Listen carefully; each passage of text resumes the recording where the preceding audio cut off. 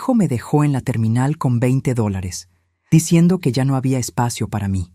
Puede llamarme doña María Elena, 67 años, curandera conocida en todo el barrio Getsemaní. Él sonrió al irse. Yo también. El calor de Cartagena a las 10 de la mañana no es un calor cualquiera. Es un abrazo denso y pegajoso que se adhiere a la piel y hace que el aire tiemble sobre el asfalto. Estábamos en la zona de descargas de la terminal de transportes. El ruido de los motores diésel de los autobuses intermunicipales formaba un zumbido constante que me vibraba en el pecho. A mi lado, una única maleta de lona verde descansaba sobre el suelo polvoriento. Dentro de ella estaba mi vida entera, o al menos la versión reducida a la que mi propia sangre había decidido confinarme. Roberto, mi único hijo, estaba de pie frente a mí. Su piel clara, herencia de su abuelo, estaba ligeramente enrojecida, no por la culpa, sino por la impaciencia y el bochorno del clima.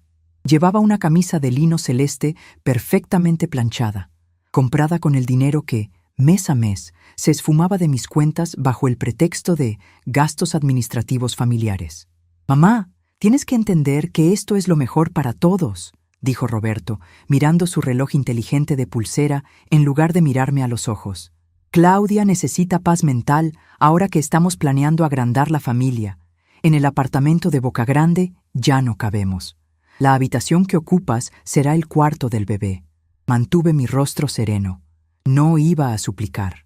Nunca he sido una mujer de lágrimas fáciles, y menos frente a la falta de respeto. Mis manos, curtidas por décadas de amasar ungüentos, de machacar hojas de eucalipto, romero y ruda para curar a los vecinos de mi amado barrio Getsemaní, se cruzaron sobre mi vientre.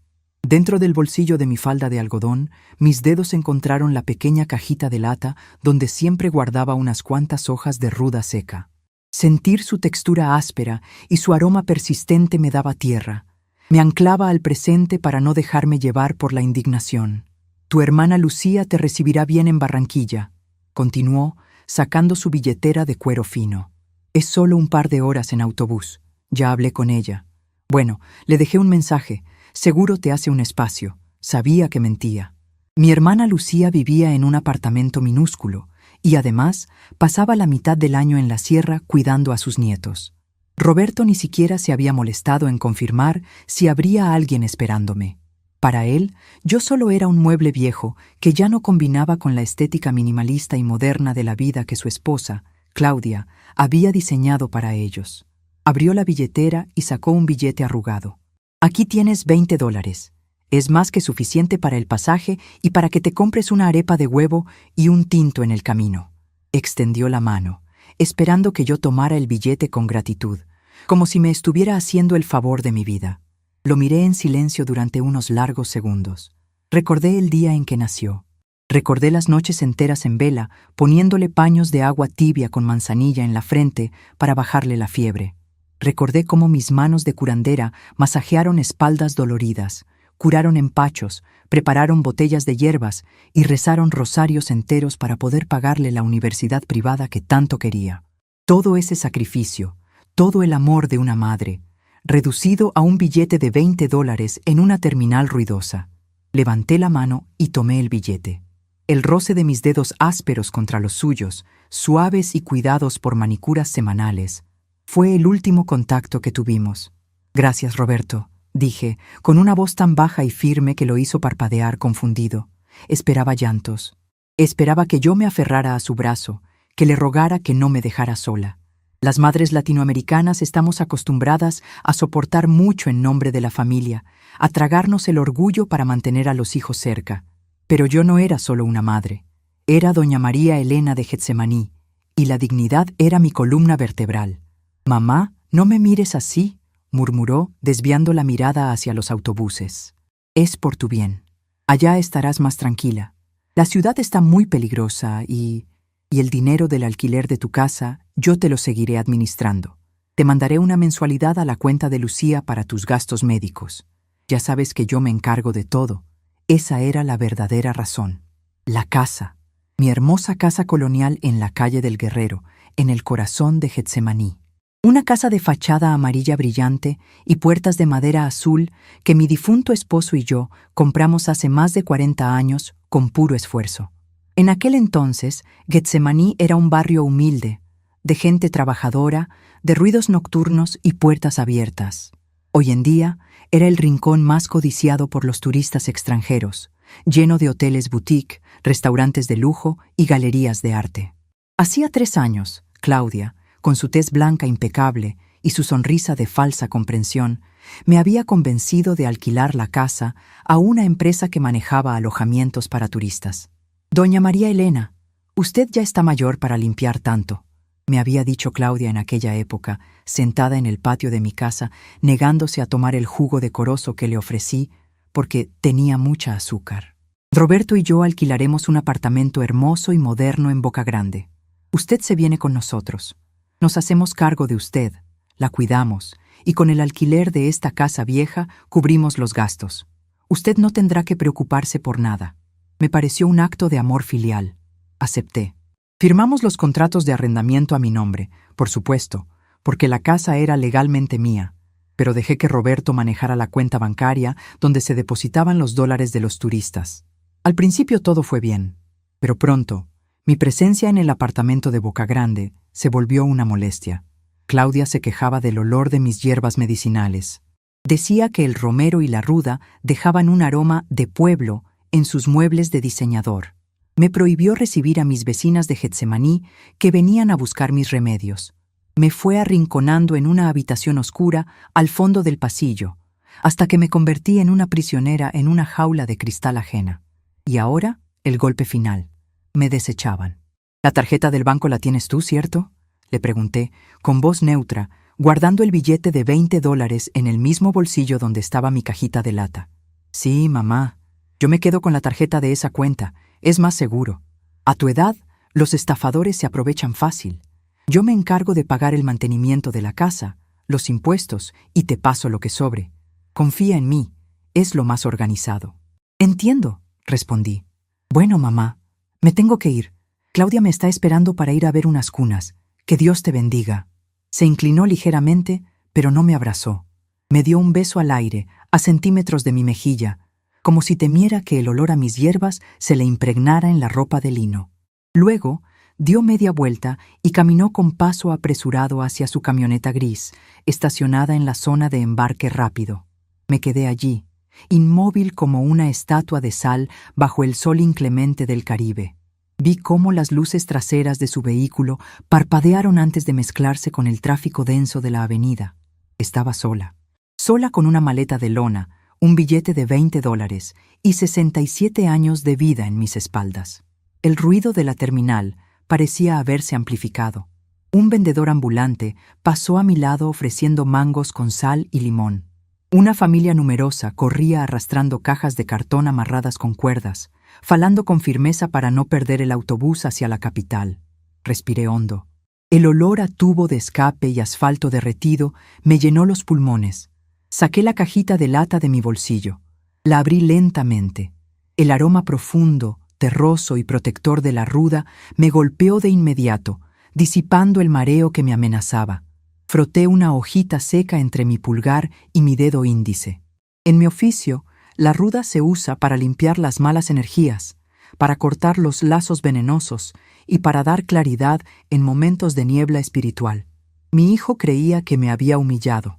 Creía que me había dejado indefensa, a merced de la caridad de una hermana lejana, dependiente de las migajas que él decidiera enviarme de mi propio dinero. Roberto siempre fue bueno con los números, pero nunca fue sabio. Subestimó a la mujer que le enseñó a caminar. Subestimó a una curandera de Getsemaní. Él creía tener el control total. Lo que él y Claudia no sabían, o habían preferido ignorar en su burbuja de arrogancia, era un pequeño detalle legal. Cuando acepté irme a vivir con ellos, Roberto me pidió que le firmara un poder general para manejar mis propiedades. Fue Claudia quien trajo los papeles aquella tarde, con una sonrisa dulce y una pluma costosa. Pero yo no nací ayer. Mi difunto esposo me enseñó a leer muy bien la letra pequeña antes de morir. No firmé un poder general. Solo firmé una autorización simple para que él pudiera retirar efectivo de la cuenta bancaria con una tarjeta adicional a su nombre. La cuenta principal, la propiedad, los contratos con la agencia de turismo, todo, absolutamente todo, seguía estando exclusiva y únicamente a nombre de María Elena. Y hoy era el día 5 del mes. Roberto utilizaba el dinero de mi alquiler, que la agencia turística depositaba sagradamente los días 4 de cada mes, para pagar el carísimo arrendamiento de su apartamento en Boca Grande.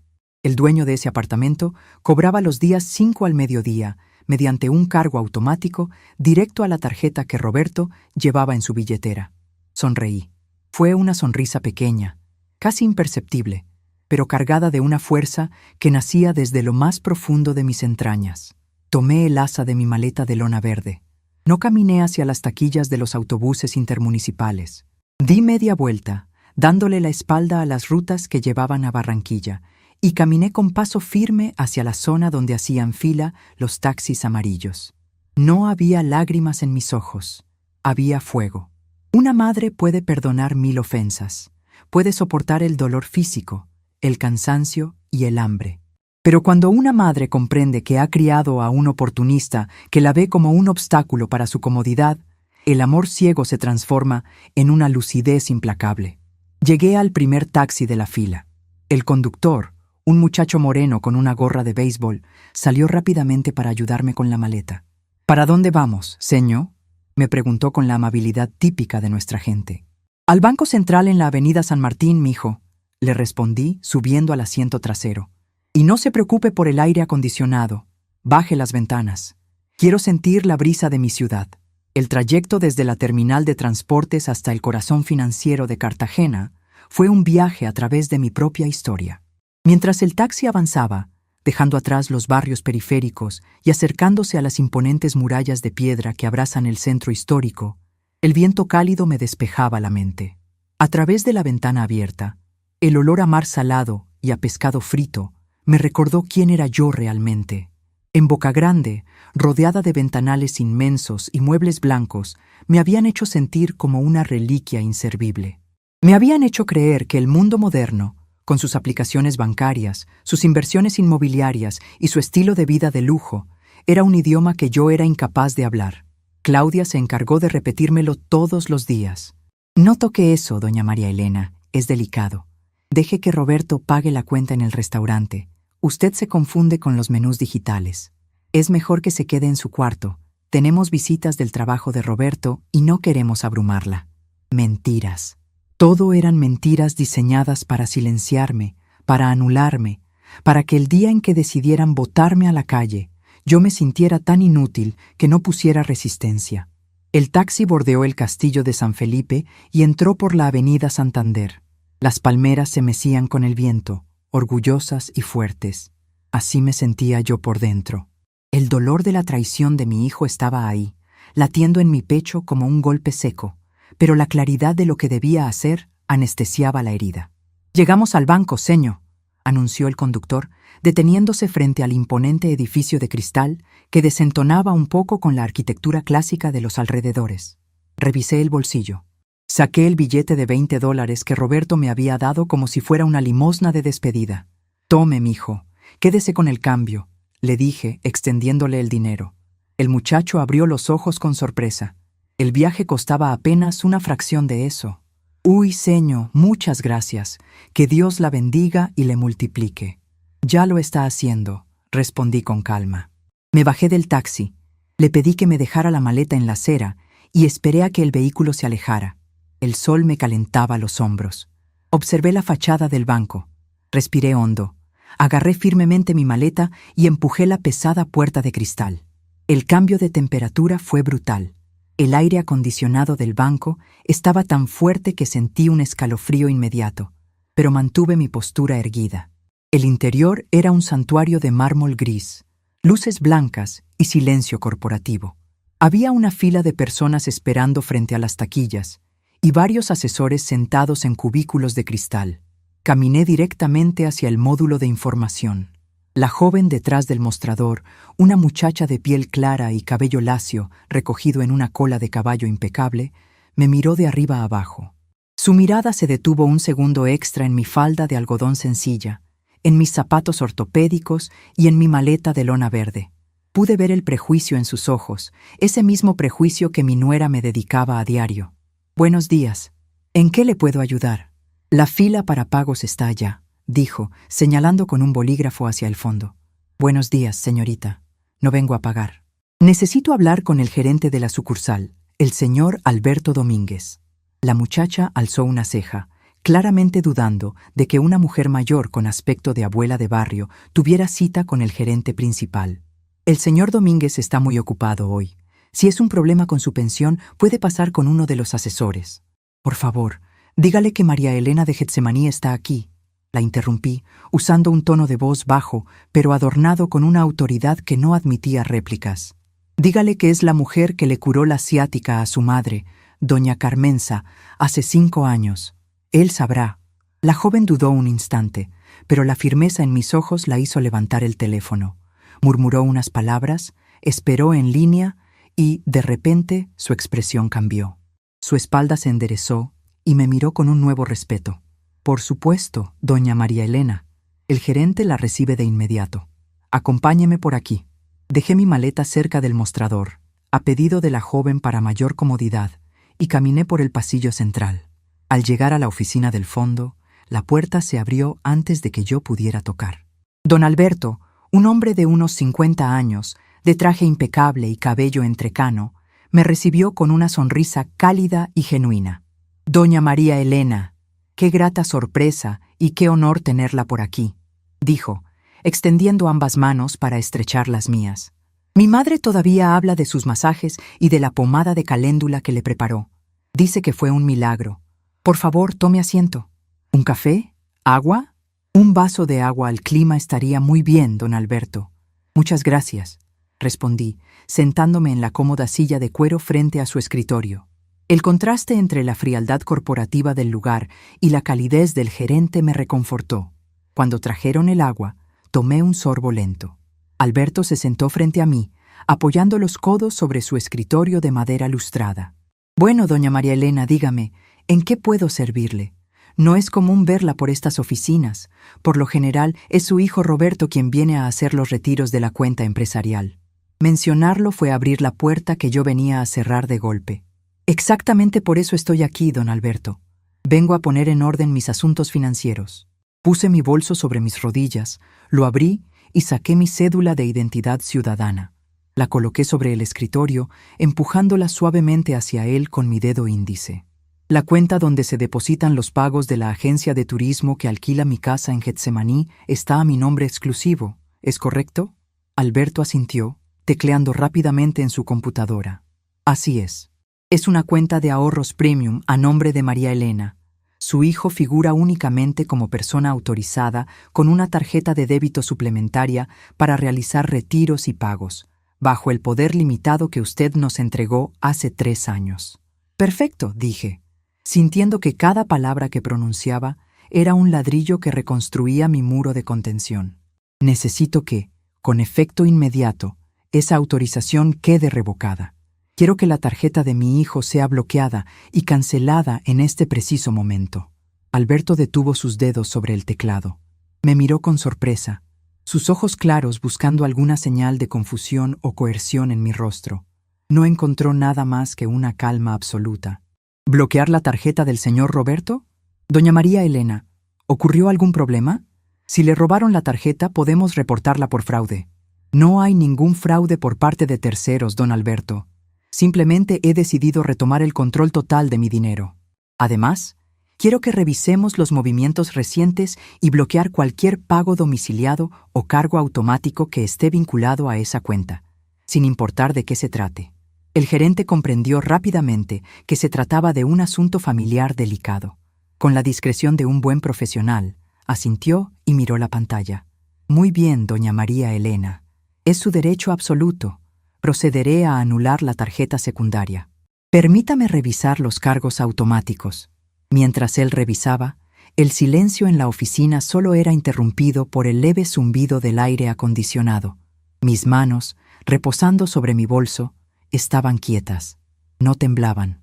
Años atrás, habría llorado de culpa al hacer esto. Habría pensado, pobre mi hijo, lo voy a dejar sin dinero.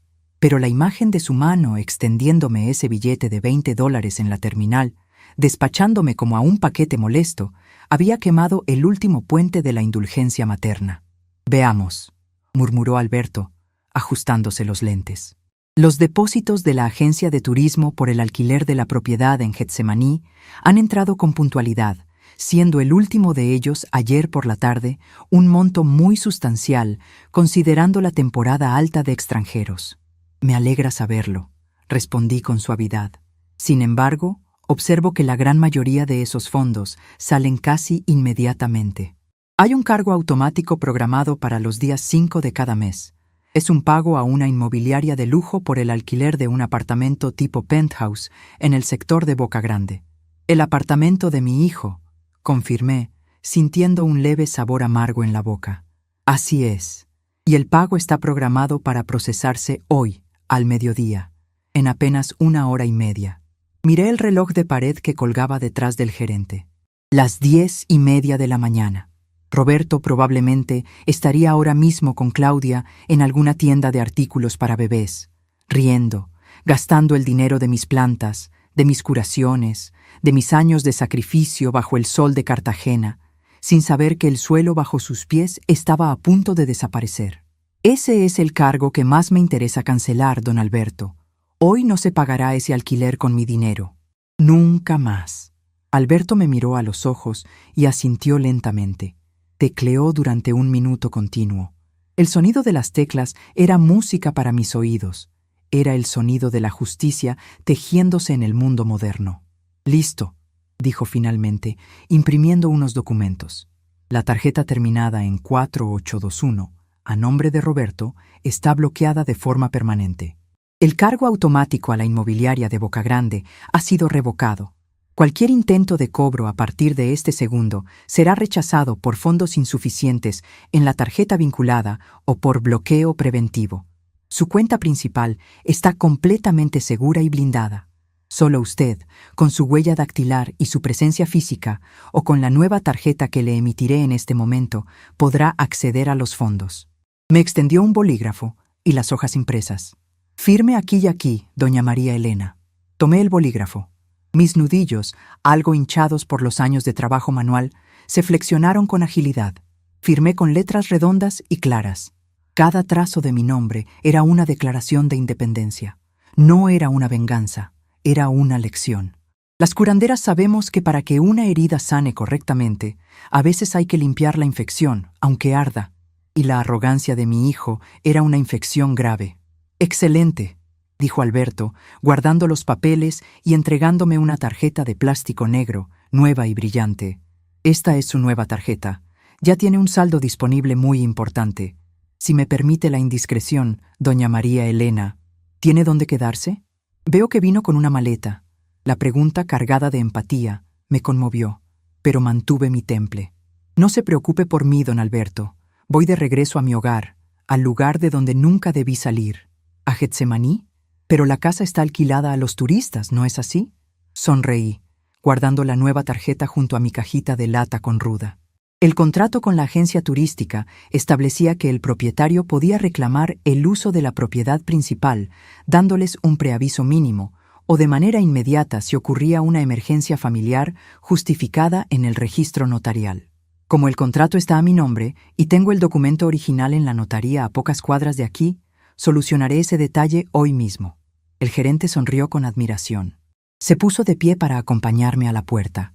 Es usted una mujer brillante, doña María Elena.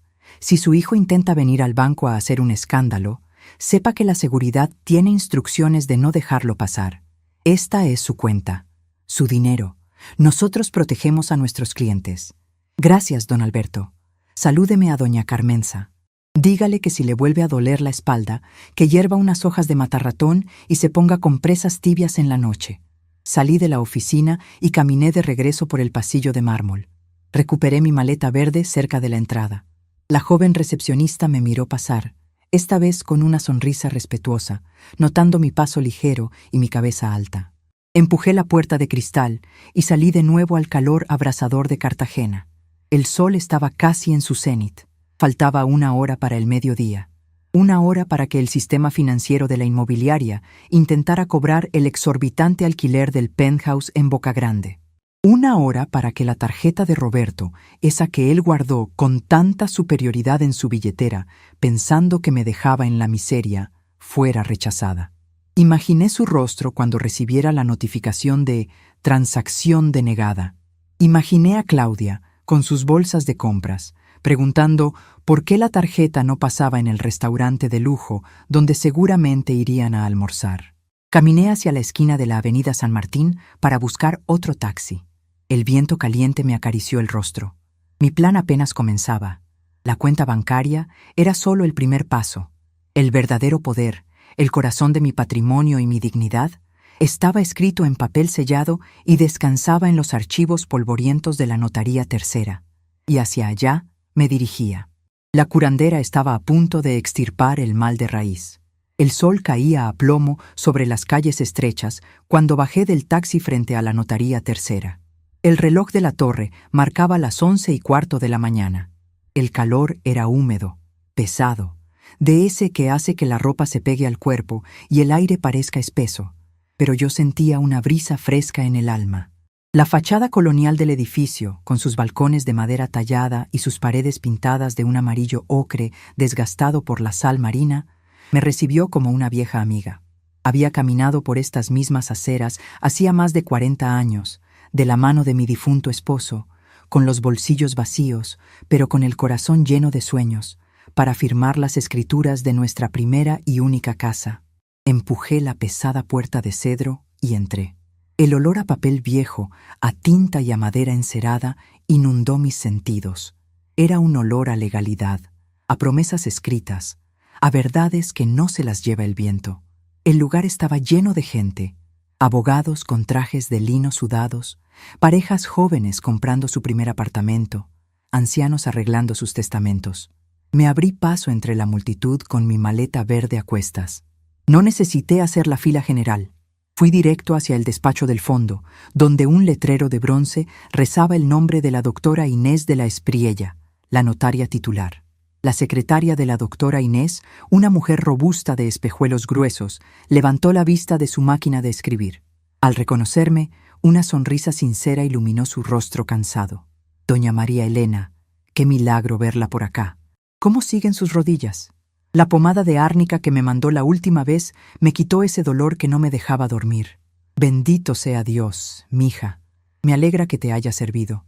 La naturaleza tiene cura para todo. Solo hay que saber escucharla. Respondí con voz pausada. ¿Está la doctora Inés? Necesito hablar con ella con carácter de urgencia. La secretaria miró la agenda. Dudó un segundo, pero luego se levantó. Sabía que yo no era mujer de molestar por caprichos. Entró al despacho y salió casi de inmediato, abriéndome la puerta de par en par. La doctora Inés era una mujer de mi edad, de cabello completamente blanco cortado a la altura de los hombros y una postura impecable. Habíamos enviudado casi al mismo tiempo, y en más de una ocasión nos habíamos sentado a tomar tinto en el patio de mi casa para hablar de la soledad y de los hijos. Al verme entrar con la maleta, dejó su pluma sobre el escritorio y se quitó los lentes. «María Elena, mujer de Dios, ¿qué haces con esa maleta? ¿Te vas de viaje?», preguntó, levantándose para darme un abrazo breve pero firme. «Al contrario, Inés, vengo de regreso. Vengo a recuperar lo que es mío». Me senté en la silla frente a su escritorio y sin rodeos le expliqué la situación. Le conté cómo mi hijo Roberto y su esposa me habían empacado la vida en una maleta de lona, cómo me habían dejado en la terminal de transportes con un billete de $20 para que me fuera a un pueblo lejano, pensando que mi edad era sinónimo de ignorancia y sumisión. Le hablé en un tono bajo, sin derramar una sola lágrima, sin que mi voz temblara. La indignación había horneado mi tristeza hasta convertirla en una resolución inquebrantable. Inés me escuchaba en silencio. Sus ojos oscuros se iban llenando de una mezcla de asombro y severidad. Como abogada y notaria, había visto cientos de casos de hijos despojando a sus padres, pero escuchar que el muchacho al que ella misma había visto crecer intentara hacerme eso, la llenó de una furia silenciosa.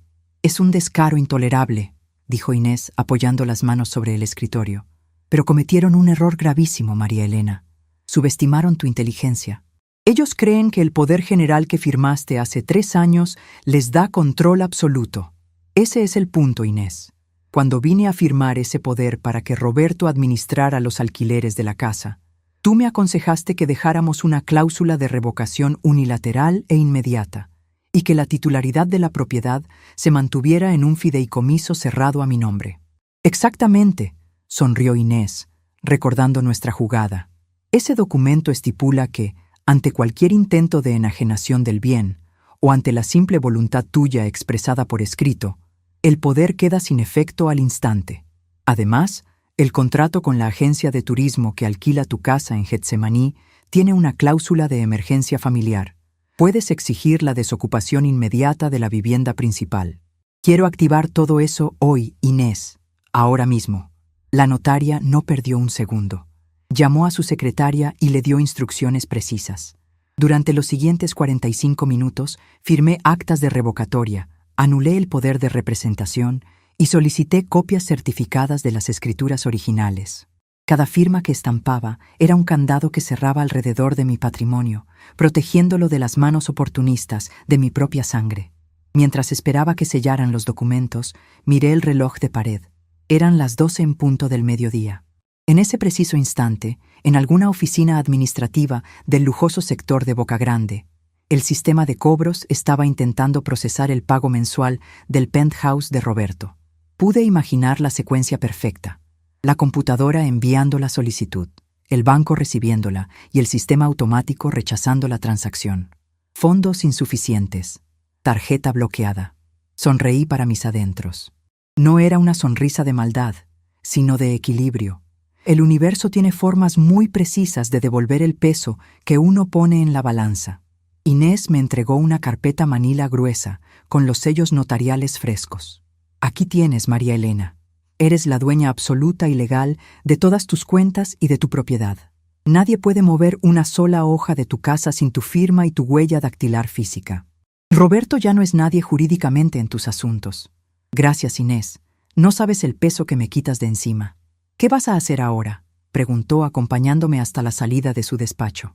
Voy a la agencia de turismo a entregarles la notificación y luego voy a mi casa a preparar un buen café. Seguramente tendré visitas por la tarde. Salí de la notaría con paso firme. La agencia de turismo quedaba a solo 3 cuadras, cerca de la Plaza de la Trinidad. El trayecto lo hice a pie.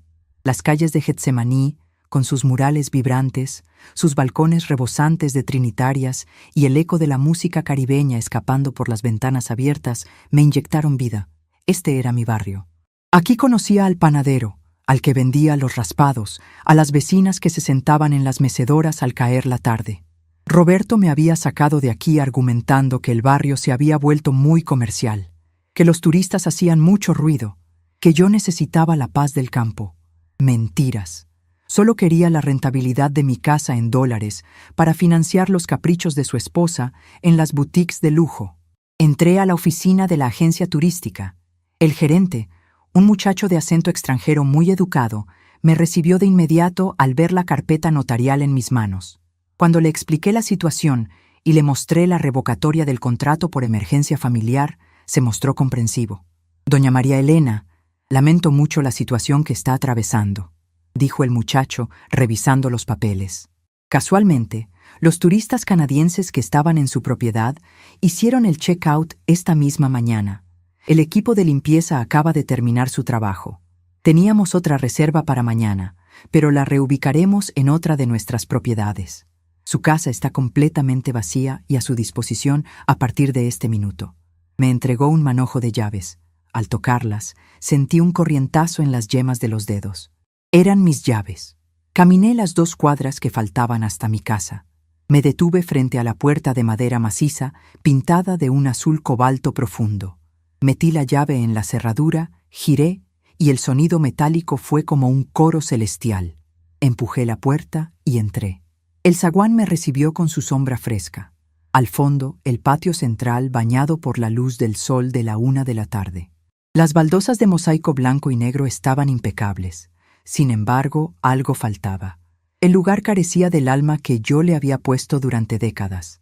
La agencia había quitado mis cuadros, mis muebles viejos, para poner decoraciones minimalistas y frías que gustaran a los extranjeros. Pero en una esquina del patio, olvidada detrás de una gran maceta de barro, encontré algo que me hizo detener el aliento. Allí, medio oculta por las hojas de una planta de sábila que yo misma había sembrado, estaban mis viejas tijeras de podar. Eran unas tijeras de hierro pesado, con los mangos recubiertos de un plástico rojo ya gastado por el uso y el sol. Las había buscado por semanas antes de que Roberto me echara, creyendo que las había perdido. Me acerqué lentamente, dejé mi maleta en el suelo y me agaché a recogerlas. El metal estaba frío y un poco oxidado en la unión, pero al apretar los mangos, la hoja se cerró con la misma precisión de siempre. Esas tijeras habían cortado ramas secas, habían dado forma a rosales rebeldes, habían saneado las plantas enfermas de mi patio para permitir que los brotes nuevos crecieran fuertes. Eran el símbolo perfecto de lo que yo estaba haciendo ese día: podar la rama podrida para salvar el árbol. Fui a la cocina, abrí mi maleta y saqué el pequeño fogón portátil que siempre llevaba conmigo, junto con una bolsa de café en grano que había comprado días atrás. Puse a hervir agua. El aroma del café recién colado empezó a inundar la casa, borrando el olor a desinfectante industrial que había dejado el servicio de limpieza. Recuperé mi espacio. Fui hasta mi cuarto, que ahora tenía una cama gigantesca y blanca, y puse mi maleta sobre ella. Me lavé la cara, me cambié la blusa sudada por una limpia de algodón blanco. Me senté en una de las mecedoras del patio con mi taza de café caliente en una mano y mis tijeras de podar en el regazo, y me dispuse a esperar. Sabía que la tormenta no tardaría en llegar. A las 3:30 de la tarde, el sonido agresivo de unos nudillos golpeando la puerta de madera rompió la tranquilidad de mi patio. No era un toque amable, era un reclamo. «Mamá, abre la puerta. Sé que estás ahí. Me lo dijeron en la agencia». La voz de Roberto sonaba aguda, cargada de una mezcla de pánico y furia. Tomé un sorbo de mi café, dejé la taza sobre la pequeña mesa de hierro forjado y me levanté sin prisa. Llevaba las tijeras de podar en mi mano derecha. Caminé por el zaguán con pasos lentos pero firmes. Descorré el cerrojo y abrí la pesada puerta de madera. Ahí estaban. Roberto sudaba copiosamente dentro de su camisa de lino de diseñador, con el rostro rojo y la respiración agitada. A su lado, Claudia sostenía su bolso de marca con tanta fuerza que sus nudillos estaban blancos. Sus ojos, que siempre me habían mirado con desdén, ahora reflejaban una indignación descontrolada. «¿Qué significa esto, mamá?», exclamó Roberto, empujando la puerta para entrar sin pedir permiso, seguido de cerca por su esposa. «¿Qué haces aquí? Deberías estar llegando al pueblo. ¿Por qué te metiste a la casa?» «Buenas tardes para ustedes también», respondí con una calma glacial, cerrando la puerta detrás de ellos. «Pasen. Esta es mi casa, al fin y al cabo». «¿Tu casa?», interrumpió Claudia, elevando la voz. «Señora, usted no está en sus cabales». Nos hizo pasar la humillación más grande de nuestras vidas.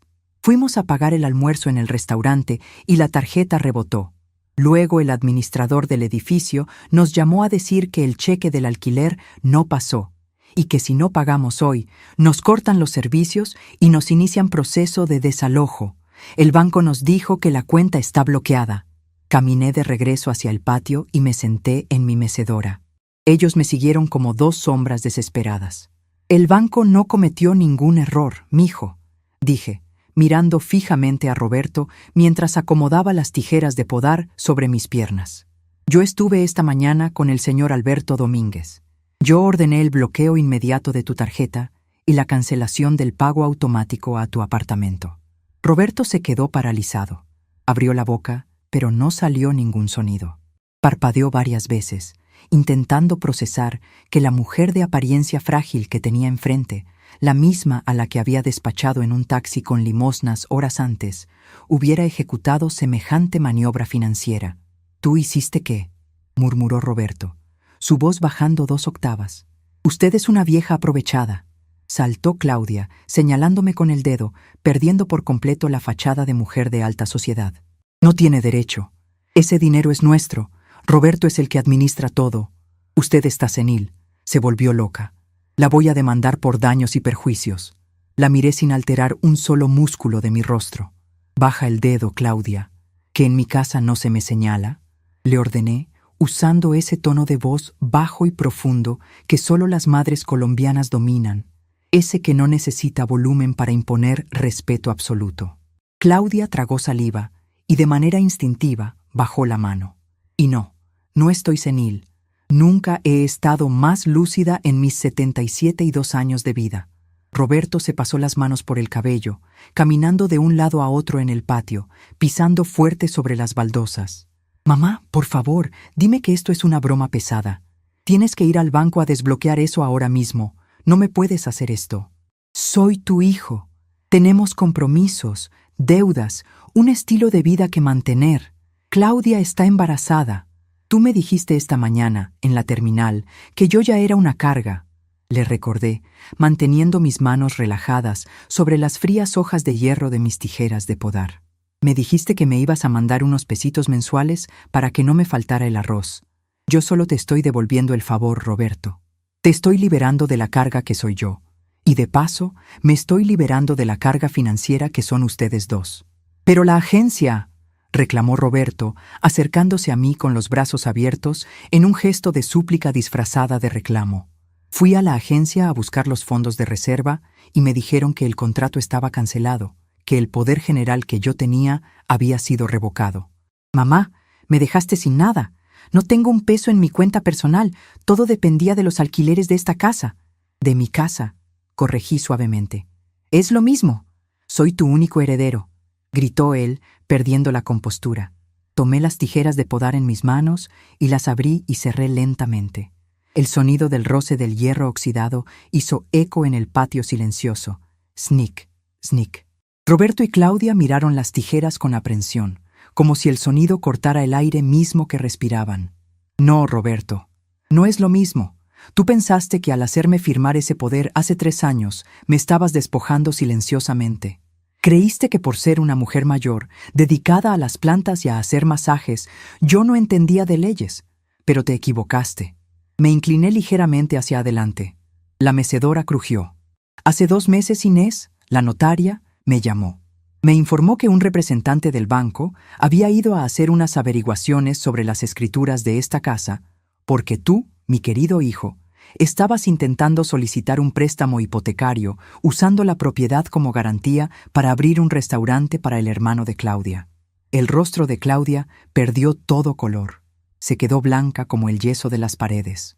Roberto retrocedió un paso, como si lo hubiera golpeado en el estómago. «Mamá, yo te lo iba a explicar. Era un negocio seguro. Íbamos a multiplicar el dinero. Ibas a empeñar el único techo que tu padre y yo construimos con sangre, sudor y lágrimas para financiar el capricho de un sinvergüenza que no ha trabajado un día en su vida», dictaminé, sin levantar la voz. «Te ibas a robar el patrimonio de tu madre a sus espaldas. Fue entonces cuando supe que la enfermedad de la avaricia te había podrido el alma por completo». «Eso es mentira», intentó defenderse Claudia, aunque su voz temblaba. «Roberto es el único que ha velado por usted. Si no fuera por él, esta casa se caería a pedazos». Solté una pequeña risa, una risa seca y carente de humor. Metí la mano izquierda en el bolsillo de mi falda de algodón y saqué algo que había guardado celosamente desde esa mañana. Lo puse sobre la pequeña mesa de hierro, alisándolo con mis dedos curtidos. Era el billete de $20. «Aquí tienes tu velada por mí, Roberto», dije, señalando el billete con la punta de las tijeras de podar. $20. Ese fue el precio que le pusiste a mi dignidad. Con esto pretendías que yo me largara a un pueblito a morir de vieja, mientras ustedes vivían como reyes en Boca Grande con el dinero de mi trabajo. Roberto miró el billete sobre la mesa.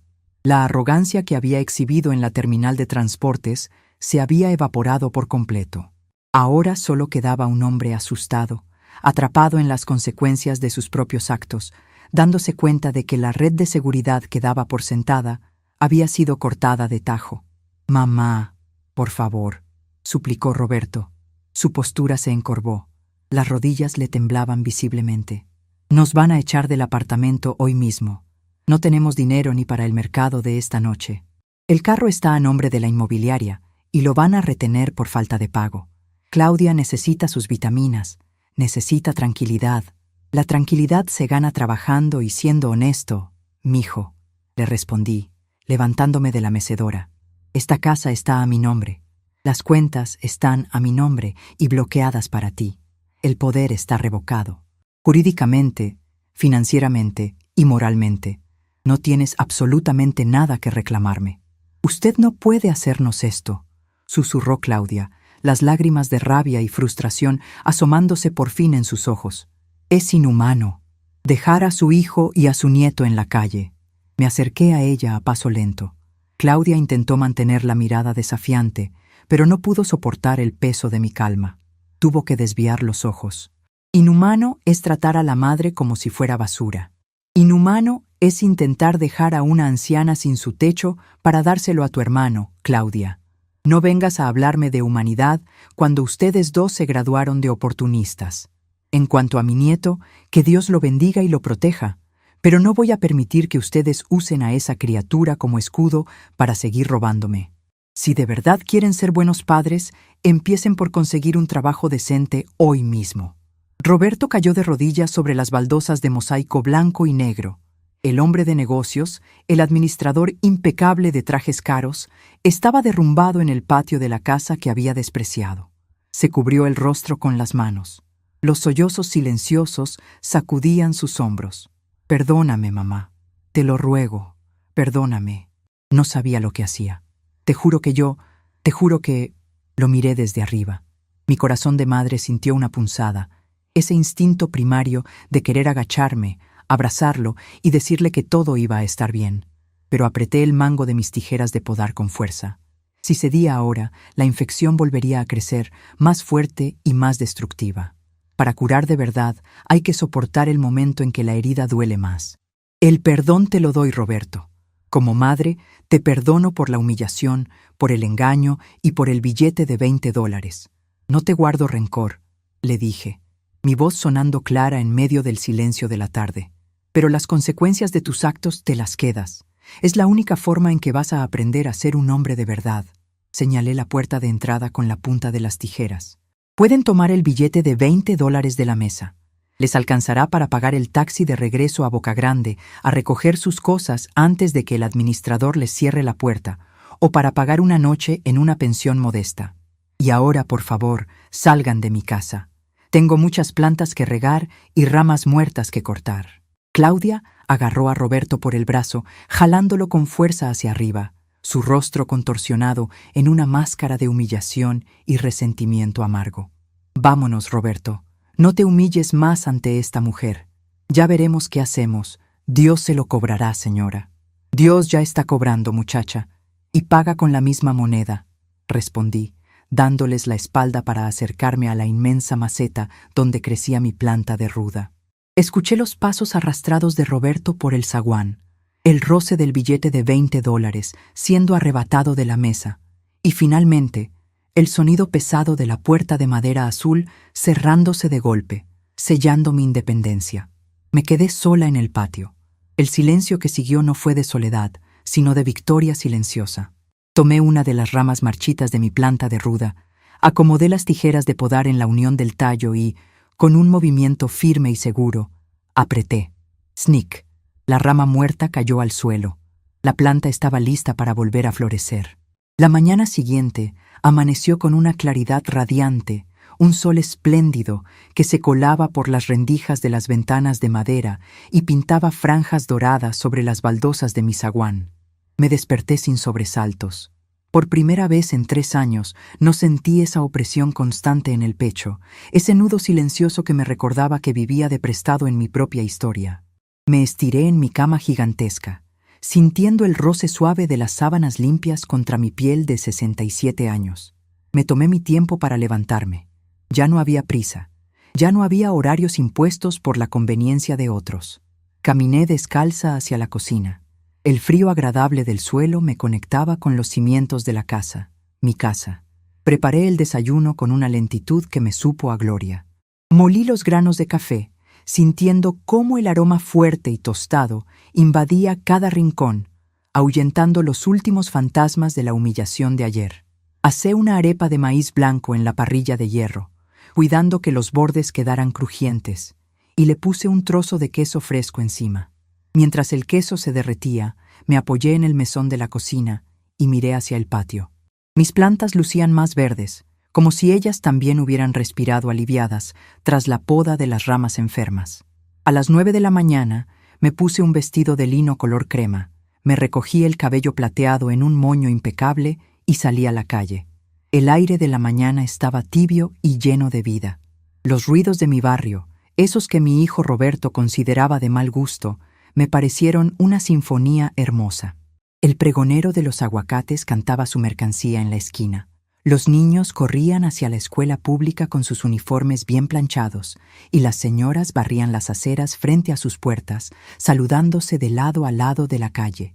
Caminé a paso tranquilo hasta la oficina de la agencia inmobiliaria, ubicada a unas 10 cuadras de mi casa. Cuando entré, el aire acondicionado me golpeó el rostro.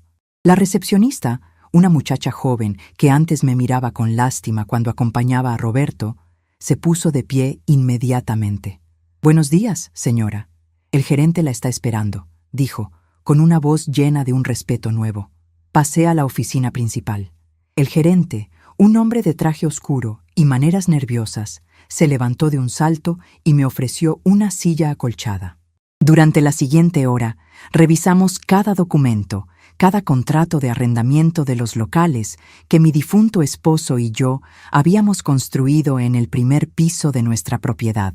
El gerente se disculpó 3 veces por haber confiado ciegamente en el poder general que mi hijo le había presentado tiempo atrás. «No se preocupe, señor gerente», le respondí con voz serena y baja, cruzando las manos sobre mi regazo. Las lecciones de confianza a veces cuestan caro, pero lo importante es que ahora la administración directa vuelve a mis manos. A partir de hoy, los cheques de los arriendos se depositarán únicamente en la cuenta que le indiqué ayer. Ninguna solicitud de adelanto, préstamo o modificación de contrato será válida sin mi firma presencial. Queda absolutamente claro, señora. «Todo se hará exactamente como usted ordene», afirmó el hombre, firmando y sellando los nuevos mandatos. Salí de la agencia con una carpeta bajo el brazo y una paz inmensa en el espíritu. Mi patrimonio estaba blindado. El esfuerzo de toda mi vida, los ladrillos que habíamos pegado con el sudor de la frente, ya no servirían para financiar la vanidad y la desidia de nadie. De regreso a casa, me detuve en el mercado del barrio. El olor a tierra húmeda, a cilantro fresco y a frutas maduras me llenó los pulmones. Fui directo al puesto de las hierbas medicinales. Compré manzanilla gruesa, ramas frescas de romero, hojas de caléndula, eucalipto y árnica. La vendedora, una mujer de rostro curtido por el sol, me sonrió mientras me entregaba el gran atado de plantas envuelto en papel periódico. «Hacía tiempo que no la veía comprando las hierbas para sus masajes, mi señora», comentó, recibiendo los billetes que le entregué. «Había olvidado que las manos se me estaban enfriando por falta de uso», le contesté, devolviéndole la sonrisa. «Pero ya es hora de volver a calentar el cuerpo y el alma». Esa tarde me senté en el patio con mi libreta de notas. Miré el espacio inmenso que tenía. 2 habitaciones en la parte trasera de la casa estaban vacías, acumulando polvo y cajas viejas. Durante años, mientras estuve relegada a un rincón, Roberto había usado esos cuartos como depósito para los muebles viejos que su esposa desechaba cada vez que redecoraban su lujoso apartamento. Tomé una decisión. Contraté a 2 muchachos del barrio para que vaciaran las habitaciones. Mandé a pintar las paredes de un blanco luminoso. Instalé ventiladores de techo y coloqué 2 camillas de madera maciza que mandé a hacer con el carpintero de la cuadra. Puse estantes limpios donde alineé frascos de cristal con mis aceites esenciales de almendras, coco y romero. Las hierbas que compré las puse a secar colgando del techo, dándole al ambiente un aroma a bosque, a sanación, a refugio seguro. Pero no quería simplemente volver a dar masajes. Mi cuerpo, aunque fuerte, ya tenía el peso de los años, y yo sabía que el verdadero conocimiento no sirve de nada si se entierra con uno. Necesitaba heredar este don, pero no a quien compartía mi sangre y la había despreciado, sino a quien tuviera el alma dispuesta y las manos necesitadas. Fui a la panadería de doña Carmen, un punto de encuentro donde se tejían las verdaderas noticias del barrio. Pegué un pequeño cartel escrito de mi puño y letra en el corcho junto a la caja registradora. Ofrecía enseñar el oficio de los masajes terapéuticos y la preparación de ungüentos naturales a una mujer joven que necesitara aprender un trabajo honesto. No cobraba por enseñar, solo pedía dedicación absoluta. Pasaron 3 días. Una tarde cálida, mientras yo limpiaba las hojas de mi planta de ruda, escuché un golpe tímido en la puerta del zaguán. Fui a abrir. Allí estaba parada Valeria. Era una muchacha de 22 años, de piel muy blanca y ojeras marcadas que hablaban de noches sin dormir. Llevaba un vestido sencillo y desgastado. Yo la conocía de vista. Sabía que era madre soltera de una niña pequeña y que se ganaba la vida limpiando pisos y baños en un edificio de oficinas en el centro, trabajando 14 horas diarias por un sueldo que apenas le daba para comer. «Buenas tardes, señora», dijo Valeria, con la voz temblorosa, apretando las manos frente a su pecho. «Vi su letrero en la panadería. Yo necesito aprender algo distinto. Mis manos ya no dan más con los químicos de la limpieza y mi niña me necesita más tiempo en casa. Yo soy buena para trabajar, se lo prometo. No soy perezosa». Miré sus manos. Estaban rojas, agrietadas por el cloro y el detergente barato, temblando ligeramente por el nerviosismo. «Pasa, Valeria», le dije, haciéndome a un lado para dejarla entrar al fresco del zaguán. «Vamos al patio». Le serví un vaso de jugo de mora frío y nos sentamos frente a frente. Valeria miraba todo con asombro, como si hubiera entrado a un oasis en medio de la ciudad de cemento. Para sanar a otros, primero hay que entender que el dolor ajeno se respeta, le expliqué, mirándola fijamente a los ojos. En este oficio no se trata de empujar los músculos con fuerza. Se trata de escuchar lo que el cuerpo del otro está falando con firmeza y no puede decir con palabras. ¿Tú crees que tienes la paciencia para escuchar en silencio, muchacha? «Toda mi vida he tenido que escuchar en silencio, señora», respondió ella, y vi en sus ojos una chispa de dignidad que la vida dura no le había podido apagar. «Entonces empezamos mañana a las 8. Así comenzó mi nueva vida. Valeria llegaba cada mañana. Primero, le enseñé a cuidar de sí misma. Sus manos, maltratadas por la limpieza pesada, fueron mi primer proyecto. Le preparé una infusión tibia de caléndula con gotas de aceite de oliva y le hice sumergir las manos allí todos los días durante 15 minutos. «Tus manos no son solo para limpiar la mugre ajena, mija», le decía, secándole los dedos con una toalla suave de algodón. «Estas manos son tu herramienta de independencia. Tienen que estar firmes, sanas. Son el termómetro de tu alma. Si tú estás asustada, el paciente lo siente. Si tú estás en paz, tu paz se transfiere por la piel». Con el paso de las semanas, Valeria floreció. Le enseñé a identificar las tensiones del cuello, esos nudos duros que se forman cuando la gente carga responsabilidades que no le corresponden. Le enseñé a usar los nudillos y las palmas, a medir la presión exacta. La muchacha tenía un talento natural. Sus manos, que al principio temblaban por la inseguridad y el miedo a lastimar, se volvieron firmes, seguras e intuitivas. Pronto, el cuarto de masajes empezó a recibir gente. Vecinas con dolores de espalda, trabajadores con los hombros rígidos por cargar bultos, mujeres mayores con las articulaciones cansadas. Yo atendía a mis clientes de siempre, y Valeria empezó a atender a los nuevos bajo mi supervisión. Al finalizar el primer mes, cuando le entregué a Valeria su parte de las ganancias, la muchacha miró los billetes en su mano y rompió a llorar silenciosamente. Era más dinero del que había ganado en 2 meses frotando pisos, y lo había ganado sanando, en un ambiente limpio, perfumado de romero, y con el respeto de todos. «Gracias, señora. Usted me devolvió la vida», susurró Valeria, secándose las lágrimas con el dorso de su mano, ahora suave y fuerte. «Tú te la devolviste sola, muchacha». «Yo solo te mostré que tenías las herramientas guardadas», le contesté, apoyando una mano sobre su hombro. Mientras mi casa se llenaba de vida, de murmullos de alivio y del olor a ungüentos naturales, el mundo fuera de mis paredes seguía su curso inexorable, cobrando las facturas pendientes. No busqué noticias de mi hijo. Nunca llamé, nunca pregunté. Sabía que la verdad, cuando pesa, hace ruido por sí sola y termina llegando a tus oídos sin necesidad de buscarla. Fueron pasando los meses, casi medio año desde aquella tarde en que la puerta de madera azul se cerró detrás de Roberto y Claudia. Una mañana de martes, doña Carmen, la dueña de la panadería, vino a hacerse un masaje en las piernas para mejorar su circulación. Mientras Valeria le preparaba las toallas calientes en el cuarto contiguo, Carmen se sentó conmigo en el patio a tomarse un café.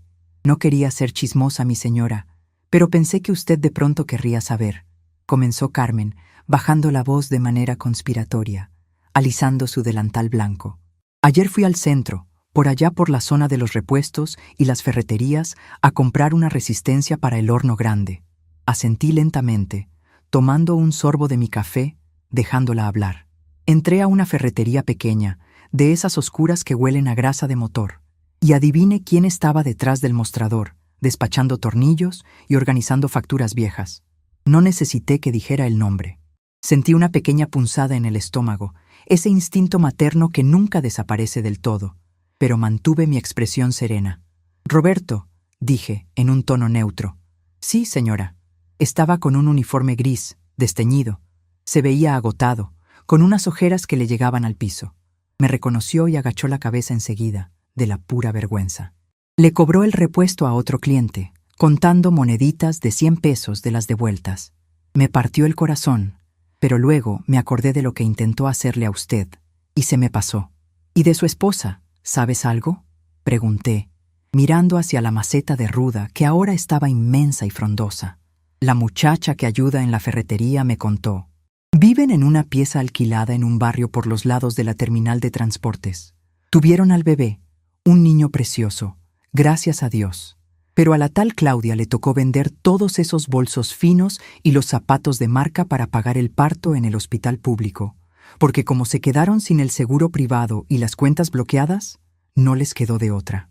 Ahora ella hace empanadas por encargo para ayudar a pagar el arriendo de la pieza. Tomé aire y lo solté despacio. No sentí alegría, ni triunfo mezquino. El sufrimiento de un hijo nunca es motivo de celebración para una madre que tiene el corazón en su sitio. Pero sentí la tranquilidad profunda de la justicia natural. El trabajo honesto no deshonra a nadie, Carmen, le dije, poniendo mi taza vacía sobre la mesa de hierro. Despachar tornillos y vender empanadas es 1000 veces más digno que intentar robarle la casa a una anciana. Ojalá esa necesidad les enseñe la humildad que el dinero fácil les había borrado. Ojalá el cansancio de sus espaldas les enseñe a ser los padres que ese niño recién nacido necesita. Carmen me miró con un respeto casi reverencial. Asintió y se puso de pie para ir al cuarto de masajes, donde Valeria ya la esperaba con las manos preparadas y cálidas. Me quedé sola en mi patio de baldosas blancas y negras. La brisa cálida de la tarde movía suavemente las hojas secas que habían caído de los árboles vecinos. Fui hasta mi cuarto de herramientas y saqué mis tijeras de podar. Durante los últimos meses las había cuidado meticulosamente. Les había quitado hasta la última mancha de óxido. Había afilado sus hojas de hierro y había lubricado el engranaje central. Ahora brillaban bajo el sol, funcionando con una precisión perfecta. Me acerqué a mis plantas. Corté un par de hojas amarillentas de la hierbabuena. Snick, un sonido limpio, rápido, sin esfuerzo. Pensé en las mujeres de mi generación. Nos educaron para ser el terreno donde otros pisaban para crecer. Nos enseñaron que el amor de madre era sinónimo de un sacrificio infinito, un vaciarnos por completo hasta quedar como cáscaras secas, esperando que las migajas de atención de nuestros hijos nos sirvieran de alimento en la vejez. Nos dijeron que quejarnos era pecado, que exigir respeto era egoísmo. Pero yo había descubierto tarde, aunque a tiempo, que la dignidad no tiene fecha de caducidad, que no somos muebles viejos para ser arrinconados, que nuestra casa, nuestro dinero, nuestra paz y nuestras reglas nos pertenecen hasta el último aliento que demos en este mundo. Miré hacia la puerta del cuarto de masajes. Escuché la risa suave de Valeria y el suspiro de alivio de doña Carmen. Yo había construido una nueva familia, una comunidad basada en el respeto mutuo, en el trabajo de nuestras propias manos. El poder que yo había redescubierto dentro de mí no era solo para defenderme, era para iluminar a otras mujeres. Valeria no tendría que esperar a tener 70 años para saber lo que valía. Sus manos ya sabían crear su propio destino. En cuanto a Roberto, él estaba viviendo su propia escuela. Le había quitado la red de seguridad de un tajo, y aunque el golpe dolió, era la única manera de que aprendiera a caminar por sus propios medios. No me arrepentía de absolutamente nada. La compasión disfrazada de permisividad solo cría tiranos. El amor firme, el que dice no, el que pone límites infranqueables, es el que verdaderamente salva. Pasé un paño limpio por las hojas brillantes de mis tijeras de podar y las dejé descansar sobre la mesa de hierro forjado, junto a una taza de café humeante y un libro de botánica que estaba leyendo. Ya no las necesitaba como prueba de defensa, sino como la herramienta de un jardinero sabio que sabe exactamente cuándo y cómo cuidar su entorno. El aire olía a tierra mojada, a eucalipto y a libertad absoluta.